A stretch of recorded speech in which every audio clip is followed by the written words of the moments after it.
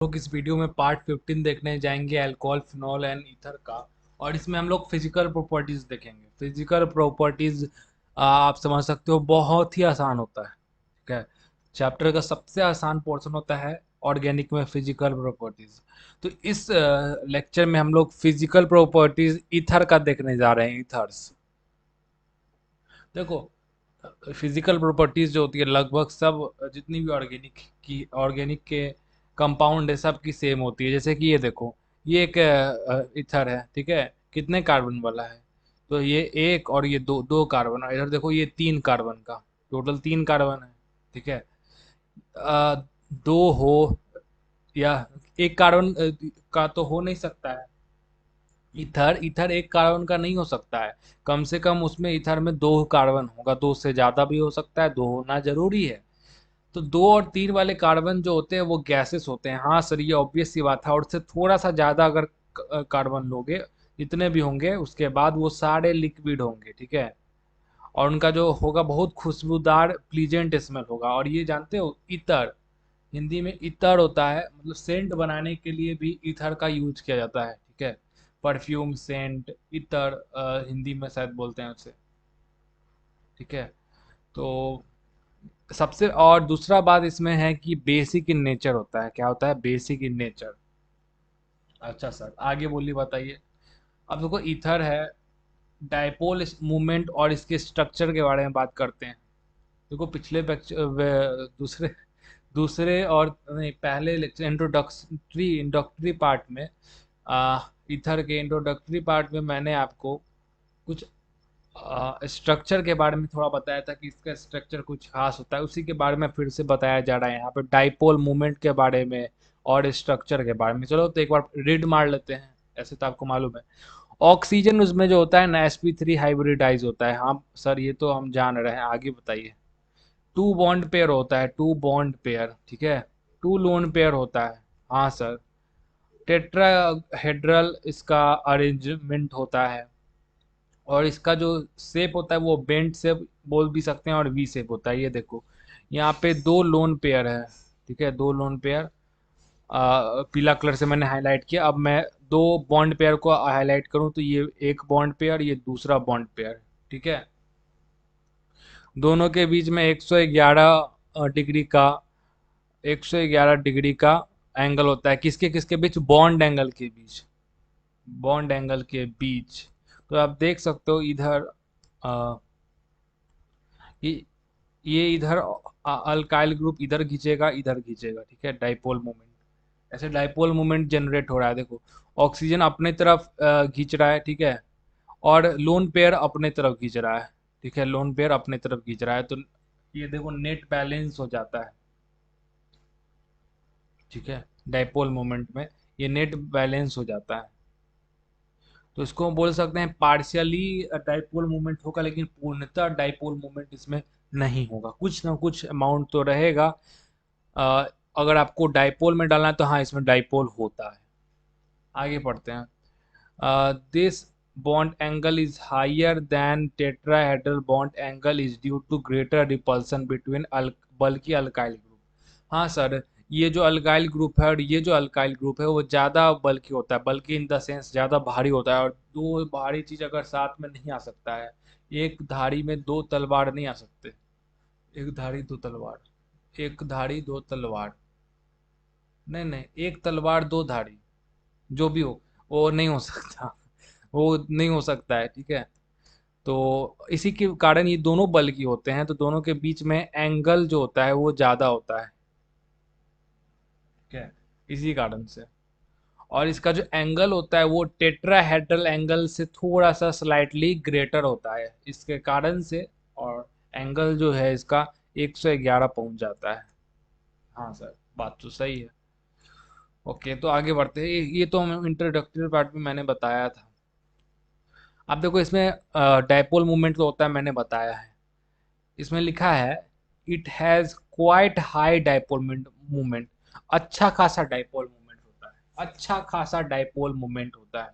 तो मैंने अगर अभी कुछ देर पहले मैं बोल रहा था कि डायपोल मूवमेंट कम होता है, तो उस बात को मैं वापस लेता हूँ और यहाँ पे जो लिखा हुआ है इसमें क्वाइट डाइपोल मोमेंट होता है, क्वाइट हाई डाइपोल मोमेंट होता है। इसके कारण से आप देख सकते हैं ये इसका नाम हो जाता है डाई मिथाइल ईथर, ठीक है, और इसका नाम हो जाता है डाई इथाइल, इसको मैं दूसरे कलर से ही करता हूँ ना, और इसका नाम हो जाता है डाई इथाइल ईथर, ठीक है। देखो जैसे जैसे अगर आप देखोगे इसका डाइपोल मोमेंट हो जाएगा किसका, डाई मिथाइल ईथर का, ऊपर वाले का 1.3 डाइपोल, और नीचे वाले का डाई इथाइल ईथर का 1.18 डाई ईथर, जो कि थोड़ा सा स्लाइटली कम हो जाता है, ठीक है। तो अगर सर आपको क्या ये याद था, या और क्या हमें भी याद करने का पड़ेगा क्या ये ज़रूरत? तो नहीं, ऐसा कोई ज़रूरत नहीं है। थोड़ा सा रिलेशन बताने के लिए मैंने ये बुक का डाटा, ऐसे भी मुझे याद नहीं है, मैंने बुक के डाटे से उठाया है। अब बात करते हैं बॉइलिंग पॉइंट का। आप देखो डाइपोल मोमेंट है या बॉइलिंग पॉइंट, चलो देखते हैं क्या होता है।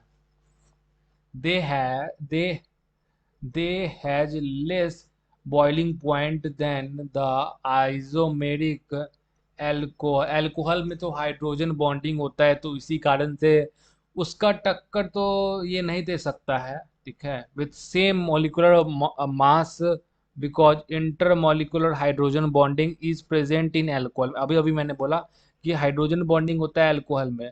अगर ईथर की बात करें तो इसमें हाइड्रोजन बॉन्डिंग नहीं होता है, इसमें क्या होता है सर, तो इसमें डाइपोल डाइपोल इंटरेक्शन होता है, जिसके कारण से इसका बॉइलिंग पॉइंट कम होता है। क्यों सर, डाइपोल डाइपोल मूवमेंट क्या विकर्ण है? तो हाँ, यहाँ लिखा हुआ है ये विकर्ण होता है हाइड्रोजन बॉन्डिंग से, इसी कारण से इसका बॉइलिंग पॉइंट अल्कोहल के मुकाबले कम होता है।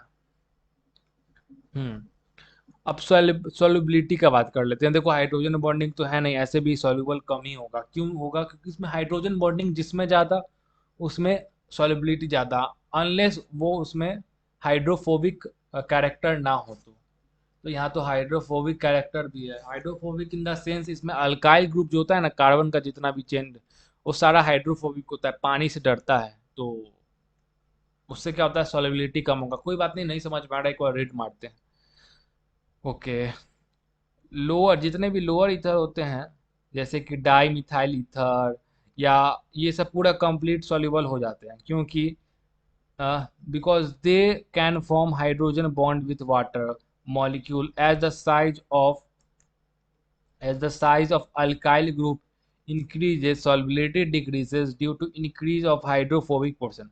अब बहुत लोग के में डाउट आएगा कि सर इसमें हाइड्रोजन बॉन्डिंग तो नहीं होता है, डाइपोल डाइपोल इंटरेक्शन होता है।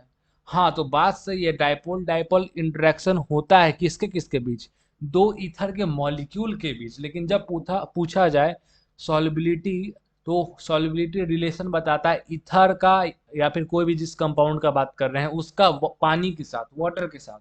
वाटर में पहले से हाइड्रोजन होता है क्योंकि उसमें तो H2O होता है, और ईथर में ऑक्सीजन होता है, यहाँ देख सकते हो ऑक्सीजन होता है। तो मैंने बताया था फोन करके, बार बार मैं रिपीट नहीं करूंगा, जहाँ फोन वहाँ पे हाइड्रोजन बॉन्डिंग, यहाँ पे ऑक्सीजन है और यहाँ पे हाइड्रोजन है और यहाँ पे फिर ऑक्सीजन है। तो यहाँ पे आप देख सकते हैं कि यहाँ पे हाइड्रोजन बॉन्डिंग आराम से क्रिएट हो सकता है, ठीक है। तो अगर आप मेरा लेक्चर शुरू से फॉलो करते आ रहे हो तो आपको समझ में आ जाएगा कि यहाँ फोन है, इसी कारण से हाइड्रोजन फ्लोरीन ऑक्सीजन और नाइट्रोजन जहाँ भी हो हाइड्रोजन बॉन्डिंग वहाँ बेस्ट होता है, वहाँ सॉरी वही हाइड्रोजन बॉन्डिंग फॉर्म होता है। लेकिन सर यहाँ पे एक कैच है, जैसे जैसे अल्काइल ग्रुप जैसे जैसे बढ़ेगा, वही अभी मैंने हाइड्रोफोबिक का जिक्र किया था, हाइड्रोफोबिक अल्काइल ग्रुप होता है। ये जो दोनों आर ग्रुप है ये हाइड्रोफोबिक होते हैं। जैसे जैसे इनका संख्या बढ़ेगा, अगर 2 से 3 हुए तो सॉल्युबिलिटी घटते जाता है, तब तो hydrogen bonding, ultra hydrogen bonding भी कुछ नहीं कर सकता है। तो हाइड्रोफोबिक नेचर कम होगा तभी सॉल्युबिलिटी क्या होगा, हाई होगा। तो इसका ध्यान रखना। तो इसका मतलब कुल मिला के ये है कि शुरुआत का जो है ना 2 कार्बन वाला या 3 कार्बन वाला जो ईथर है, वो सॉल्युबिलिटी बहुत उसका अच्छा सॉल्युबिलिटी होता है। जैसे जैसे हम लोग ऊपर की तरफ जाएंगे, 3 कार्बन या 4 कार्बन या 5 कार्बन घटते जाएगा, और एक समय के बाद सॉल्युबिलिटी घट भी जाएगा। तो ये था पार्ट 15 अपना फिजिकल प्रॉपर्टीज ऑफ ईथर। बहुत ही छोटा लेक्चर था। इसके बाद हम लोग लास्ट लेक्चर देखेंगे केमिकल प्रॉपर्टीज ऑफ ईथर, और वो अपना लास्ट डिसाइडिंग होगा। उसमें फ्रीडल क्राफ्ट अल्काइलेशन हर जगह वो तो आ ही जाता है, तो चीज़ वही चीज़ हम लोग फिर से पढ़ेंगे। बाकी इसका नोट्स बना लो, बहुत छोटा सा लेक्चर है, तुरंत आपका आधा घंटा में अच्छे से समझ के आपका लेक्चर भी कंप्लीट हो जाएगा और नोट्स भी। ठीक है, थैंक यू सो मच।